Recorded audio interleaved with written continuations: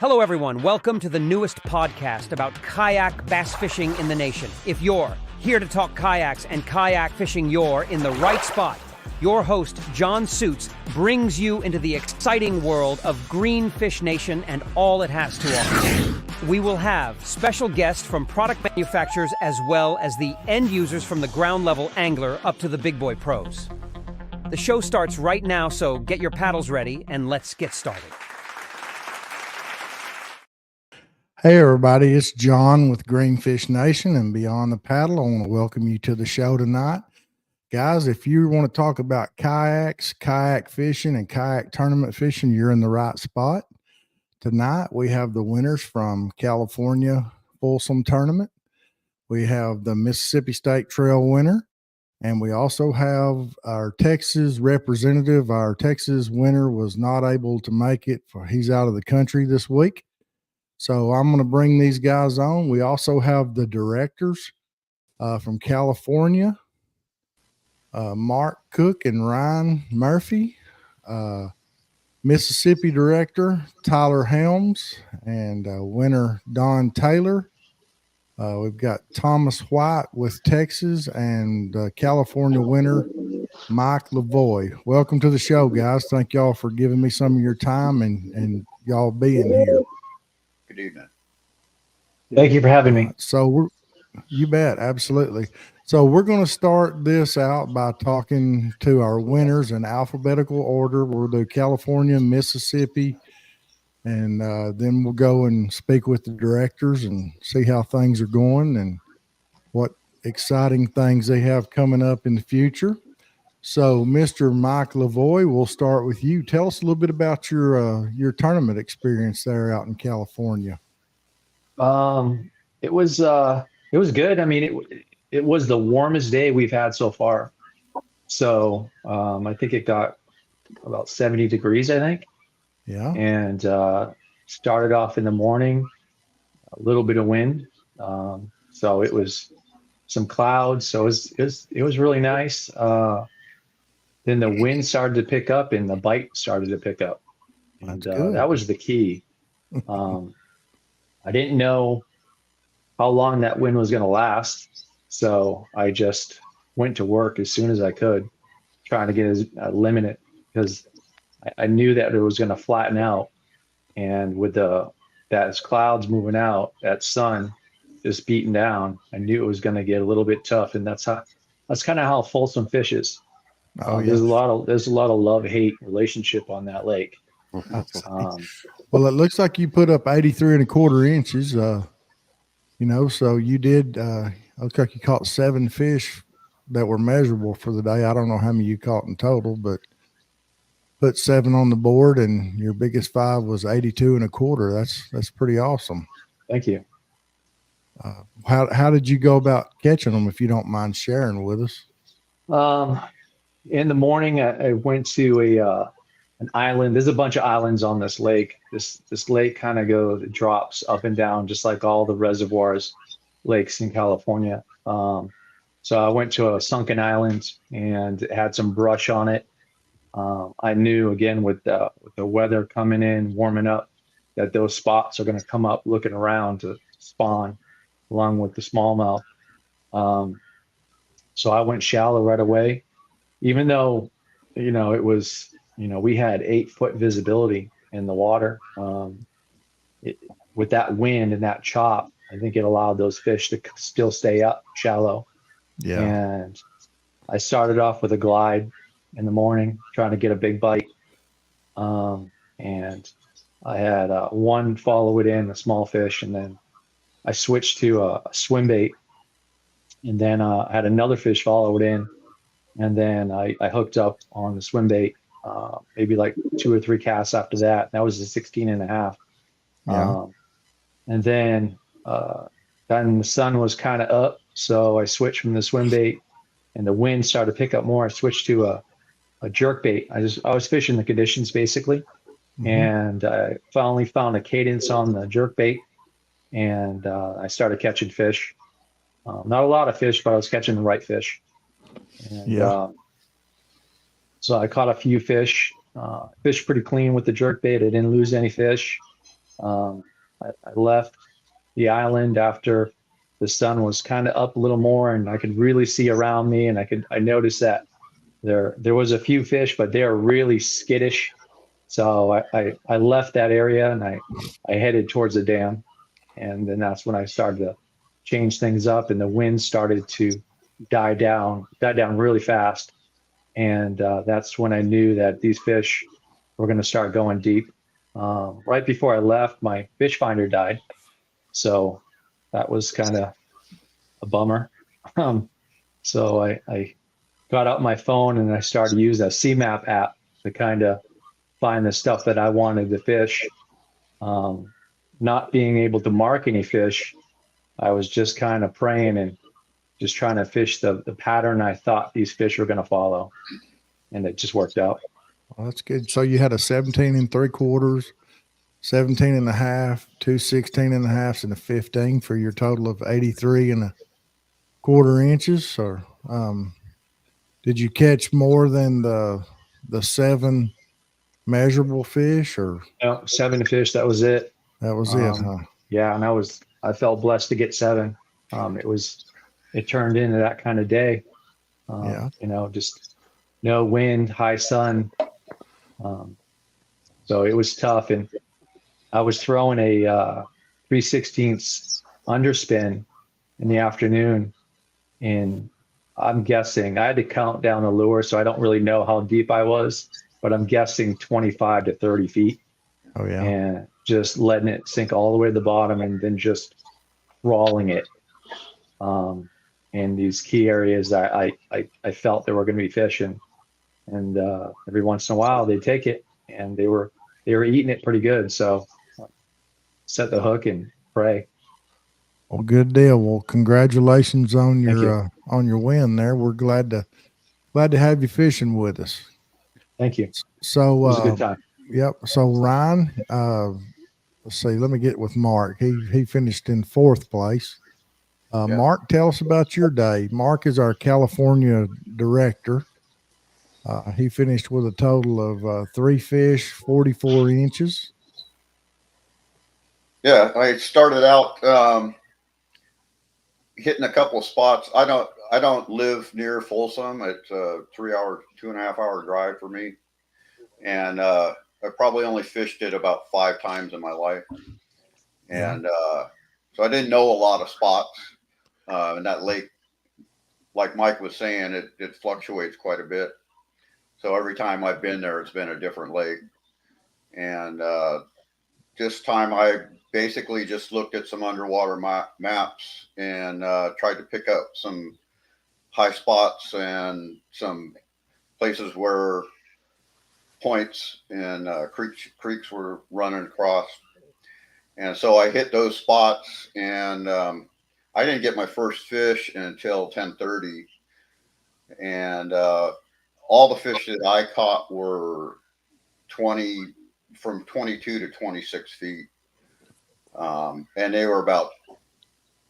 I'd catch one, and then I lost one, and then moved to another spot and caught one, and lost another one, and moved to another spot, and the same thing happened again. And there was about 2 hours between each of my fish. It was tough for me. That makes for a long day, doesn't it? Yeah. Especially, I mean, that first one sure felt good though. Yeah. Oh, I bet so. Well, Ryan, I know you and I talked after the tournament, and you kind of had a tough day due to some mechanical issues, but I do appreciate you sticking it out and trying to make something of it.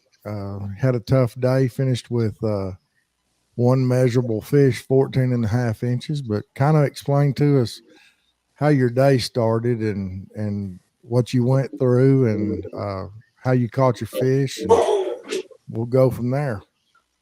Yeah. Apparently my batteries were not charging the night before. I had them in the wrong plug. So when I went to go hit the switch in the garage, I guess I hit the switch that they were on, but I went and headed right out of Granite Bay and went towards the dam. And I was scanning around and watching live scope almost all the way first thing in the morning. and I was not seeing any active fish. And so I turned around and went back because a couple of days before I went and fished around Dotton's Point, and there was a lot of active fish. So I went to turn around and go back, and about halfway there, all my batteries and electronics died. So I was stuck with the day of knowing, okay, I'm going to be pedaling around, and I know this lake. I just need to go do what I know, and it seemed like I was getting followers of fish from anywhere from, they were coming out from 8 foot to 30 foot. And they were kind of, it just seems like they're kind of, with the rising water and a bunch of cold water coming in from the river, it seems like those fish are really roaming around, not really sure where they want to be right now. And basically, I had a rough time almost all day just trying to figure it out without my electronics, because that lake, I really felt like I needed them, the way the fish were acting. And a couple days before, it was cloudy and I couldn't get them on anything purple. Well, at the end of the day, of course, I switch over to purple, and then I noticed my line just running off, and they were just grabbing it, running away with it. And then I'd go to set it and they'd kind of drop it. And then I finally picked up a fish at the end of the day, and then actually lost another one. And that was kind of how my day went. Yeah, that can be kind of frustrating, but you know, I've learned myself from days like that. Those kind of days, they don't put you at the top of the leaderboard, but they build character. You know, and you know, you can always try to pick up something positive from the day, you know, and no matter if if I put a limit on the board, or if if I don't get a bite, at least I learned something about the lake, you know. So, and you know, when you have mechanical issues, it is frustrating, and it can kind of play tricks on your mind, but you just have to buckle down and just stay with it and do the best you can. Because, you know, one day, not too many, or I say one day, but not too many years ago, we didn't have all these bells and whistles and things that we had to fish with today. So it's kind of good to get primitive sometime. But well, thank you for sticking it out. Going to talk with the Mississippi winner here, Mr. Don Taylor. Mr. Don, tell us about your day. Well, so we fished Kemper Lake, and I've never fished that lake before. And I didn't pre-fish or anything like that. So I literally used Google Maps and Garmin just to kind of figure out the layout of the lake. And normally most state lakes in Mississippi, you can go to the website and check it out, but evidently that lake is not on there anymore. So Tyler and them had fished the day prior, and I was like, so what's the water conditions like? I'll explain why it's not on there in a little bit. Okay. So I asked, so Tyler and those guys had fished the day prior, so I just asked what the water conditions were like. And I had a plan what I was going to do. And as I was saying earlier, so this is like the first time I've ever fished with like a motor on my kayak. So I had a plan, and I took off, and it was just becoming daylight. And I'm like, oh, I'm just going to go over here because there were some tree stumps and stuff like that. Yeah. So I went over there and started fishing those. And I'm like, I started the day off with like a chatterbait. And I had this fish just short strike me, and I threw it back in there, and he short strike me again. I threw it back in there again. He short strike me again. I'm like, there's got to be something else. So I put down the chatterbait, and I picked up a spinnerbait and threw it out there, and he nailed it the first time. And that was the first fish I caught, and he was like 16 and a half inches. And I'm like, I'm locking this thing in my hand. So I kind of went around the bank, like looking for points in wood fishing, and I caught two in that area. And then it was a pretty calm morning. It was a little chilly out, but it was pretty calm. And then I fished like another like creek area, and I was like, well, I'm not catching any fish. So I was going to go to the main area where I wanted to fish, but by that point, the wind had already started picking up on the lake, and I bet it was like 10, 15 mile an hour by then. And so I made it across the lake, and I saw like there was a point that had like just a little twig sticking out of it, and I didn't see the rest of it from my fish finder. So I threw out there, and like that that 19-inch bass, like nailed it right off the bat. Yeah. And I got so excited that like I said, new motor. I bumped the motor. My kayak shot forward. My pole just shot out, and I'm like, well, I just lost that fish. And like I started reeling again, and it started pulling again.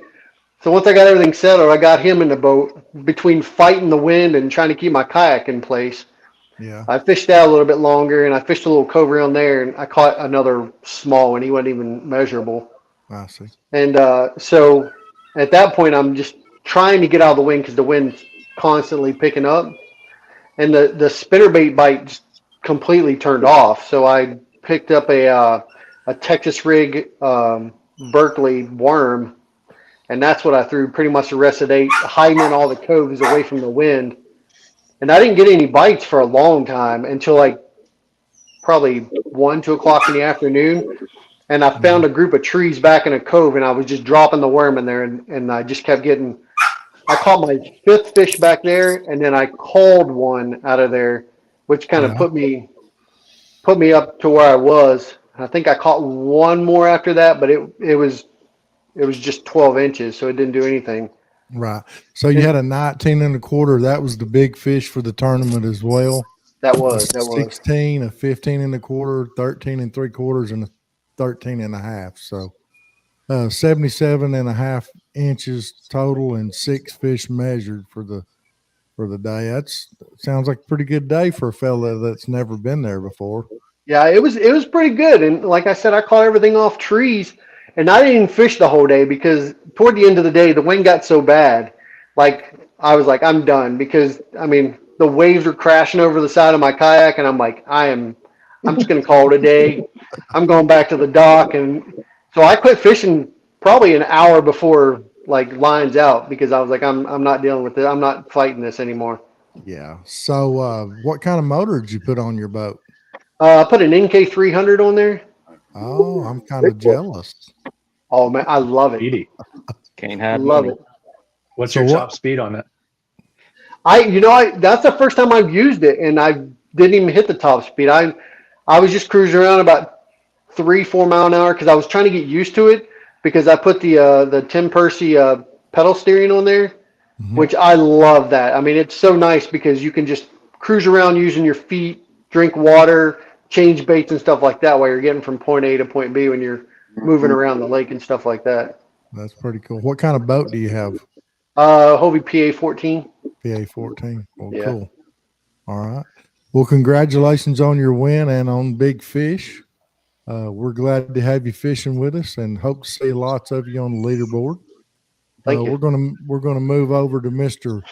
Tyler Helms now. Tyler, tell us about your day getting blown around the lake. Well, first off, I'll explain about what he was saying why the map wasn't on the website anymore. So Kemper Lake used to be a state lake. The state used to own it. Well, last year, Pat Harrison Waterway District bought the lake from the state. And so once they purchased it, the state took all the information they had on their website and basically deleted it off their website. So that's why he could not find anything on Kemper Lake on the website. But I think I had a excellent day despite the wind. The first morning, that first thing that morning, being the director for the state, I'm making sure everybody gets taken off safely, and I'm doing things that need to be done for the event. So I didn't even take off until 2 minutes before lines in. And I was planning on going all the way, up north on the northern end of the lake, which this lake isn't huge. It's not Folsom Lake. This lake's 600 acres. I mean, it's not a huge lake by any stretch, but that's still a 20-minute, ride from the south end to the north end. Well, because the day before I'd found a few things on a flat up there, found a couple isolated stumps that I catch a fish off of. Well, when I get up there, I probably catch one fish off of about 5 or 6 of the different stumps that I had marked that had fish on the day before. And, it started out a little slow.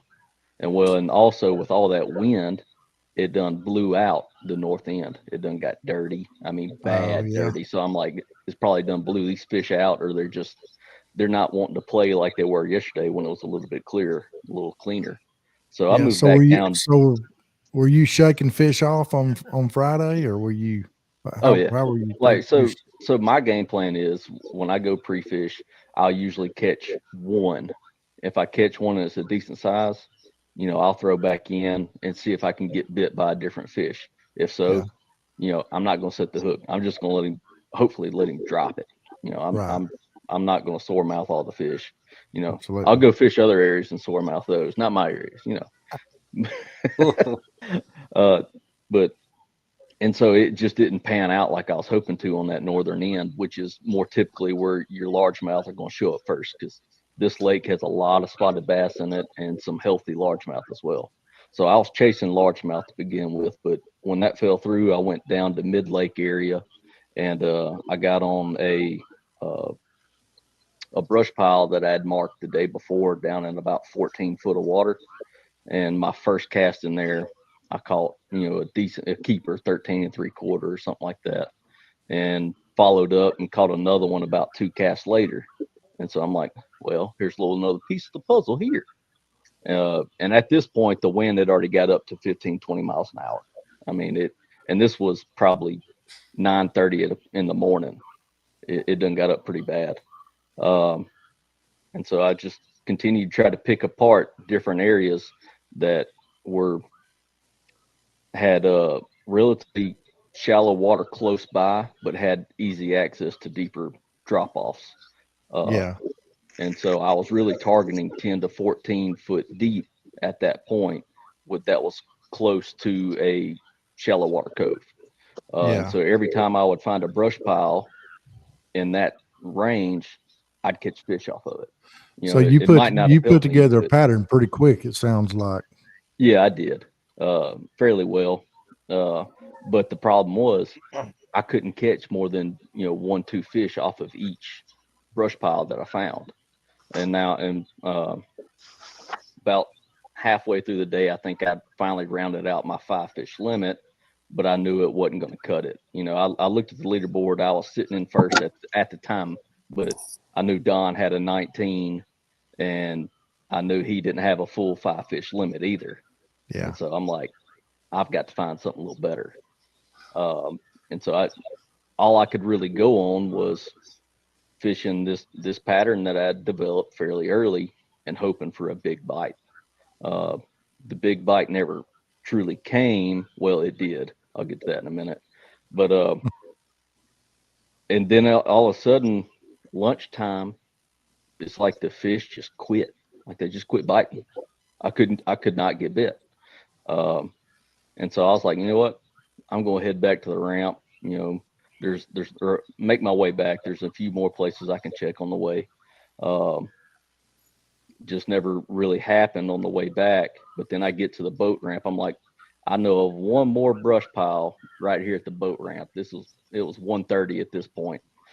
Now this wasn't 50 yards from the boat ramp. And I seen everybody, they were starting to load up their kayaks. They were done with it. Well, I hit spot lock. I cast into that brush pile with a ½ ounce finesse jig, a tungsten jig, and first cast 15. That was my 15 and a ½ inch fish. My second cast caught a 14 1/4, which was an upgrade. My third cast caught a 14 inch, which was an upgrade. I sat there and fished that spot for an hour straight. Got bit on every single cast for an hour. Wow. So Like, you don't mean that left fish to go find more fish. You're saying you stay hooked up with them. this time I found the mother lode, because the way this how this really set up, this little inlet into where the boat ramp is, it narrows down. Well, the wind's blowing out of the northwest, and it's blowing straight down the lake the entire way into this inlet. So I know it's pushing bait fish and everything. So I'm like, they got everything they need right there. So I milked it for all it was worth, and I don't know if Don saw any of it or not, but a couple of the guys were like, "You put on a clinic for the last hour and a half." There was one guy at the boat ramp after we all finished everything up. He said, man, you was aggravating me. Every time I'd look over there, you was bowed up on another fish. I probably caught 10 or 15 bass off that one brush pile there in the last hour and a half. You was making him wish he had loaded his kayak up, Well, wasn't you? the thing is, I waved a couple guys over there with me. I'm not one that's, going to keep people from fishing. I want people to have a good time. And so I waved a couple of them over there. It's like, man, come on. It's 50 foot out in front of me. All you got to throw is a huge brush pile. You can't miss it. Well, they couldn't stay in position because I had spot lock, and nobody else could stay in position because they all either had a pedal kayak or a motor without spot lock. Yeah. So couldn't nobody stay on it but me. And so I'm going to milk it.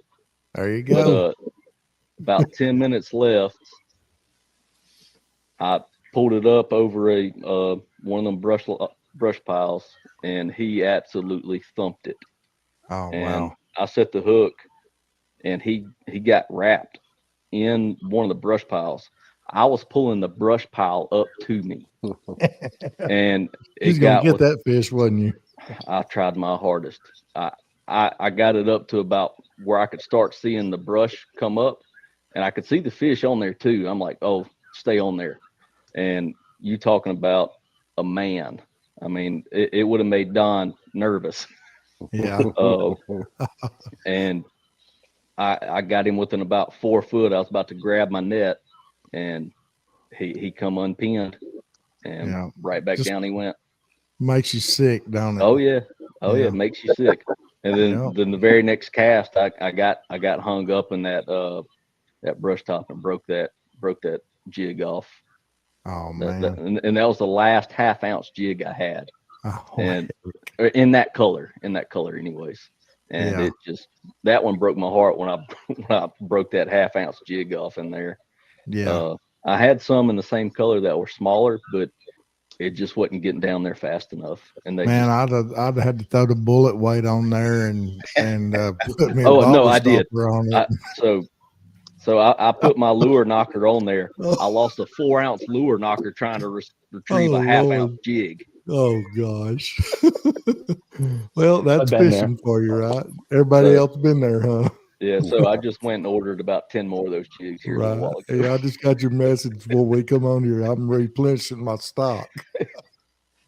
So, well, all right, guys. I appreciate you, Mississippi guys, fishing with us. We're going to move over to Thomas White from Texas. He's our state rep. I wasn't able to get Jacob Smith on tonight. Like I said, he's overseas for work this week.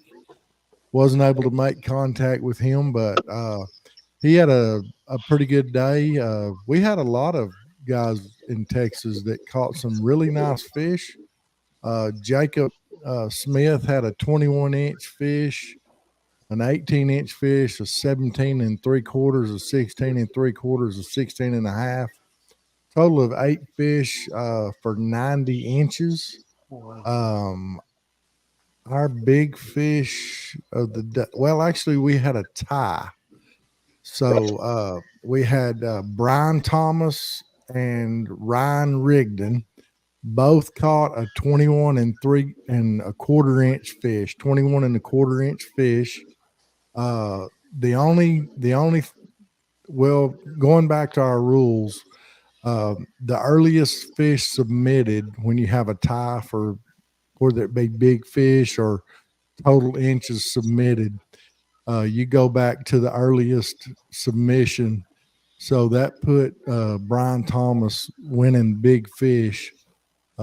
He had a total bag of 78.5, but getting to Mr. Thomas White, he had a total of 6 measurable fish, 19 inches, 17 1/2, 16, 15, 14 1/2. So Thomas, tell us about your day. Well, first off, let me say the tie between the two guys for big bass, and in previous clubs, we've always done it where it's, if you have a tie for big bass, it goes off of their next fish in line. And so we were looking at that, and lo and behold, they they tied on their second biggest fish also. So then I decided, but before I had time to reflect on the rules, I decided that it was going to be their third fish in line that was going to make the call. And unfortunately, the guy Ryan didn't have a third fish. He only caught 2 fish all day, but they were good ones. And Yeah, both of them so were. Brian would have won big bass. Either way, we decided to judge it, but turns out it was by earliest submission, so that worked out good for him. Um, my day it started off rather boring. We didn't have any bad weather. I didn't have any malfunctions with gear or motor or electronics or anything. I had a malfunction with getting fish on my line. That was my malfunction. Yeah. And That's the worst kind. I didn't catch my first fish until 9 o'clock. And I literally just looked at the leaderboard, and Jacob Smith had 74 inches before I even caught my first fish. That's tough. Yeah, Yeah. it was awfully depressing. But my first fish was the 19 inch, so I thought I was gonna still put on a good day, and I did. I had 82 inches overall, and I actually got bumped out of third in the last hour. Um, I know a lot of guys were throwing chatterbaits. Uh, some guys were throwing jackhammers all day. I couldn't get anything off a jackhammer. I couldn't get anything off of a jig. I literally caught all of my fish. I actually had 10 fish on the day, but uh, 4 of them were same size as my smallest. So there was no point in me even taking a picture and measuring it. And but I literally caught all my fish off of a Carolina pumpkin and chartreuse yum dinger. Um, we had the we didn't have the trouble of worrying about water temp. We were actually Our tournament was on a power plant lake, so our water temp was 65 to 70 degrees all day. And fish in that lake, they bed they spawn about 3 or 4 times a year. So Oh, that's what I was fishing beds all day, and sight fishing a lot. I saw a monster spot that I swear it's got to be the biggest damn spot I've ever seen. Um, it was probably, and this was probably in about 6 foot of water. Water was clear enough that I could see him sitting beside a log, and when he took off, the girth on that thing was probably 4.5 inches across his back, and so I know that was probably about a 20, 21 inch spot, and it made me sick that I couldn't get him to bite nothing, but that's the name of the game. That's how it goes. So when he says 6 foot, guys, you have to understand. I know you California guys, y'all are used to seeing that water clarity a lot, but that's not real common here in Texas. 2 to 3 foot is what we would call clear water. Yeah. Uh, you know, we don't have a lot of those lakes like you guys have that are where you got 7, 8, 10, 12 foot of visibility. Uh, most of our lakes really are 1 to 2 foot of visibility. Uh, Welch, you can usually see 5 or 6 foot. Uh, but that's a that's a rarity for us. We fish a lot of muddy, nasty water, which we like, but I didn't do a whole lot of fishing that day myself. I got there a little late because I was on duty on the ambulance the night before, and it was crazy. And I'd actually been on duty Thursday, Friday, and I got off Saturday morning, and I hadn't slept since I woke up Wednesday morning. So I was running on zero, but I trolled around in my little outlaw and I met some guys that I had never met, like tonight, this is the first time I've seen a lot of y'all's faces or talked to you, Mike and Don especially. I've talked with Mark and Tyler and Ryan and of course Thomas, but it's always nice to put a face with a name. So I wanted to kind of spend my day just kind of trying to stay out of everybody's way, trying to keep my hook out of the water because I just felt like that was the right thing to do. But later in the day, I've got a bait that I helped design about 20 years ago, and it looks like a frog that or a tadpole that is transitioning into a frog. And I've never really fished this bait, but I know that this lake that we were on has a ton of pressure. There's 2 to 3 tournaments a week on it because, like Thomas said, the fish spawn 2 to 3 times a year. And in the summertime, you might find water temperatures 112, 114 degrees. So it's not fishable for a lot of the year. So when it is fishable, there's a ton of pressure. So I'm a firm believer in fish will bite something that's new to them. So I broke this bait out. Like I said, I've been toting this bait around 2 or 3 bags of them for about 20 years, and I've never really thrown it, but I threw that thing out there on a grass patch and I pulled it off, and that little old tail was just kind of tinkering down.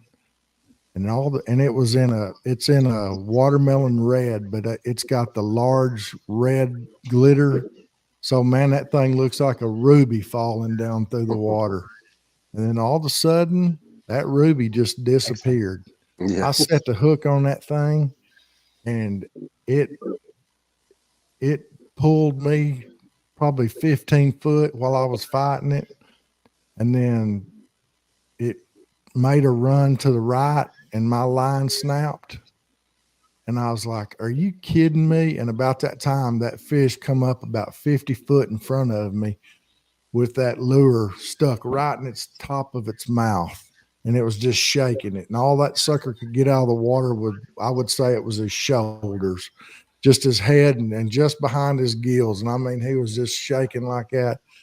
It just made me even sicker, but, I mean, and this lake, I mean, you guys can tell this lake, it puts up some good fish. I mean, it's not uncommon to go out there and catch a good kicker fish every time you go, but you'll catch a ton of, you know, 12, 13, 14-inch fish. But this fish, I'm not even going to guess how big it was, but it's the biggest fish that I've ever hung in that lake. And I was just like, you know what? I'm just going to put my rod back up. I'm just going to troll around and talk to some of these guys and see how their day's going. Because if that's the way my day's going to go, I just soon keep my rod in the locker. You know, you got to we've all pull been that. there. We What's had to that? recover. I think we've all been there. We had to take some time to recover from something like that. You're like, Oh yeah, I need a minute. Right. Or 10. My recovery used being allowed not so mentionable word that everybody off the lake can hear. Exactly. Yeah. So I think you're gonna have to pull that bait out some more, though, John. I've actually only showed that bait to one person, and he's sitting right below me here. I've been toting that bait around. I'm not kidding you. I've been married to my current wife for 15 years, and we designed that bait about 5 years before my first wife passed away. So that bait's at least 20 years old. I didn't really feel like we were ready for it yet, but Well, you should probably bring that with you next weekend.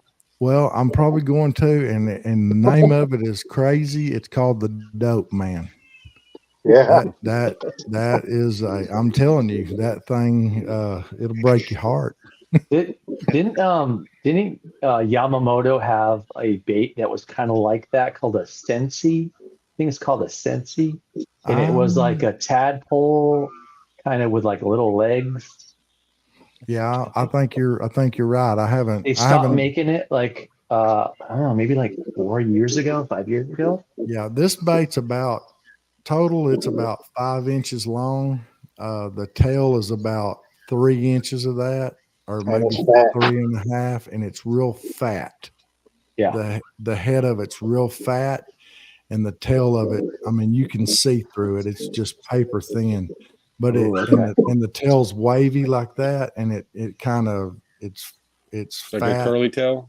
It looks like a feather. If The you back, can, no, it's straight. if But you can Okay. if you can picture what a squid looks like when it goes through the water, how the sides of it are really wavy. Oh, yeah, okay. That's Okay. exactly what yeah, that looks like. yeah, But that's the tail's vertical, not right. The horizontal. tail's vertical, not horizontal. Yeah, Cool. that's the dope, man. Let's see the juice. I don't have one. It's out in my truck. If I'd have Mhm. thought about it, I'd have brought it in here. Sure, John. Yum makes one similar to that, the dancing tadpole. Oh I just yeah, don't think it has got legs on it though. It's got yeah. a bill. It's not like So a full soft plastic. I have them in red. I have them in watermelon red, and then I have them in watermelon red with a white belly. They're hand Nice. poured baits. Yeah. We were hand pouring these before hand pouring really became popular because it's all we knew. We didn't have YouTube back then and all that stuff, so we just kind of figured it out on our own. But my buddy, he fished it out on Lake Fork for quite a while. He used to own a tackle shop, so he made a lot of custom design baits and stuff back before that was really a popular thing to do. So, yep. But y'all might get to see that thing one of these days. I think you ought to send It's some to all the special. state reps. Yeah. Yeah. Well, you guys got anything else you want to talk about? Not particularly. So everybody already getting prepared for next month's tournament. Well, kind of, sort of. Oh, Looking forward to trying to hit some largemouth for a change instead of these Yeah. spots and smallie. Yeah. this time of year that's coming up, it's hard to keep me off of a particular lake, so I'll have to divide my time. If I'm getting ready for one, I'll have to. Well, you can drive by one to go to the other. That's the good thing. Yeah. Yeah, Thomas and I are going fishing this weekend, so I'm excited about that. Hey, Mark, did we get many smallmouth on Folsom turned in? I don't know. I didn't didn't hear I anything. didn't see any smallmouth, mostly spots. Yeah, I missed a real good one late in the day. I thought I kind of lost the event after I lost that fish. The tail was probably about that wide. It was a really big smallmouth, and I don't know what happened. She just came unpinned, but it was cool to see it though. Yeah, the last fish I got was about 15 minutes before lines out, and when it came up, I thought it was a smallmouth. I mean, it looked like a smallmouth till I pulled it out of the water, and it almost like changed color, but it was a spot. Well, I know the week before when Darren and I went fishing, Mike, he caught one of those mean mouths, and yeah, whatever you want to call them. So there's a lot of those mixed in right now too with those. So that might have been what you caught, Mark. Yeah, because it had the stripes on the face, but yeah, I bet it was. And in the water, it looked like a smallie, but when I pulled it out, then it was a spot. But yeah, the smallmouth in Folsom, they don't have the tiger stripe deal. They're like either a solid like brown fade, like a gold fade, or they're greenish, like a greenish brown fade. They don't have those stripes, unfortunately. Yeah, I wish we had those, but we don't. We have some of those mean here in Texas, or warmouth, but OHIV, they have those out there. Matter of fact, my buddy that's a guide out there caught one that weighed 9 pounds. Good Lord. Oh Jeez. wow! It was, Holy cow! I believe it was a world record, 972, I think, if I'm not mistaken. Holy I know it was a state record. smokes! I think it was a world record by That's like, big for a warmouth. That's real big. yeah, I think it was. I think the past record was like 4 ounces smaller than that. Y'all can look him up on Facebook. It's Brandon Burks. If Burks Fishing, I produced some videos for him on it. But yeah, man, that thing is a hoss, and he caught it in like 50 foot of water, dead of winter. Wow. But well, guys, I don't guess I have anything else. I really do appreciate each and every one of you joining us tonight. All you guys that are state reps and all, I appreciate you guys doing what. Without you, we couldn't be doing this tonight. I appreciate all y'all's hard work, and keep up the good work. And if y'all are ready to get out of here, we'll cut this thing off, and we'll get on with the rest of our life and start getting ready for next month. Right on. Yeah, congrats to the winners. Yeah. Absolutely. Congrats, guys. Thank you. And Thank you. good meeting all you guys too. Yeah. You as well. Good meeting you guys. Thank you, John, for coming out to California. Appreciate Hey, that. you bet. Man, I'm telling you what, my legs are tired from all the hoops that had to jump through to get there, you know, I but bet. I'm planning on to be there to stay. Matter of fact, Mark, big thank you to Mark. I sent him some money the day before the tournament because I mailed 2 checks to the state of California out there, and I finally got one of them back 2 weeks ago, and I still haven't got the second one back. But I sent Mark some money, and he personally drove it up there and said, "Hey, here's the payment. You guys have the application and everything."